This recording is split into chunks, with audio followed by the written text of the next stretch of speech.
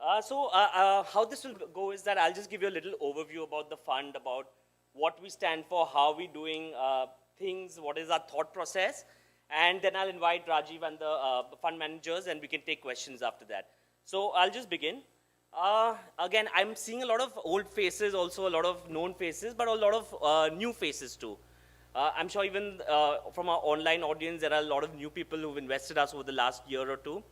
Uh, the questions I get, or people who don't know us really well, is that, okay, you guys are just about 5 or 6 years old, you're a new mutual fund. But that's a little bit of a misconception. We are actually a 40-year-old company. My father, Mr. Parag Parekh, started it in 1979, so this is our 40th year. How we started was, we started off as brokers. He started off as a broker. And that was pretty much our bread and butter, doing retail and institution broking. After that, in 1996, we thought our true calling was actually money management. Again, being brokers, you don't make money when you tell people to buy and hold for a long term, right? I mean, broking is all about transaction and how many transactions can you make people do. And this didn't sit well with us. So in 1996, we were one of the first PMS, we were the first one to get our PMS licenses. We ran the PMS from 1996 to about 2012-13.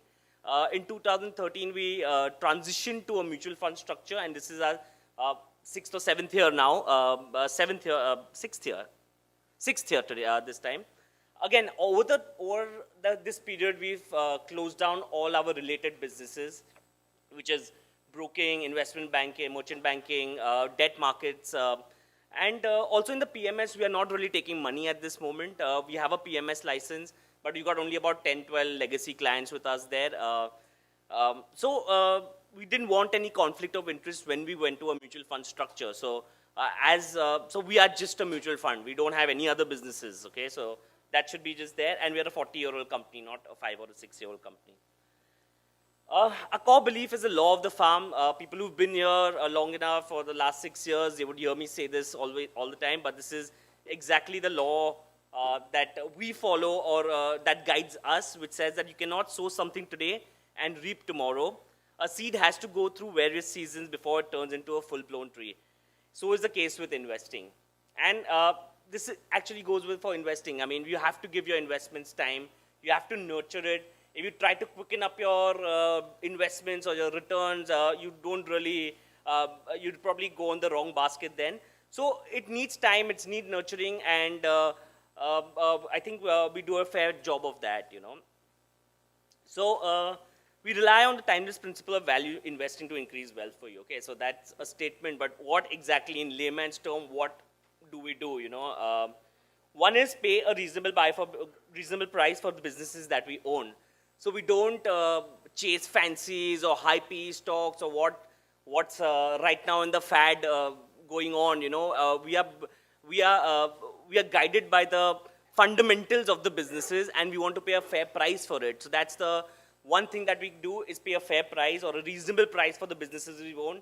If we don't find businesses, then we don't mind being in cash. So we don't force ourselves to be 100% invested all the time. So that's one.